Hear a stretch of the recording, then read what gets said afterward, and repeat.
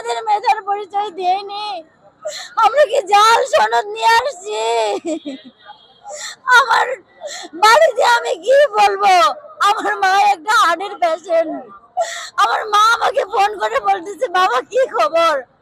আমি কি বলবো আমার মাকে? আমাদেরকে চাকরি দেন, আমাদের লিখিত প্রজ্ঞাপন দেন, আমরা বাড়ি চলে যাব। আমাদের যৌক্তিক দাবিটা মেনে নেন। আমার অলরেডি 7-8টা ভাই বোন অসুস্থ হয়ে ঢাকা মেডিকেল ভর্তি রয়েছে। আমার একটা ভাই হার্ট অ্যাটাক করছে। আমার আর কত ভাই বোনের লাশ আপনারা চান?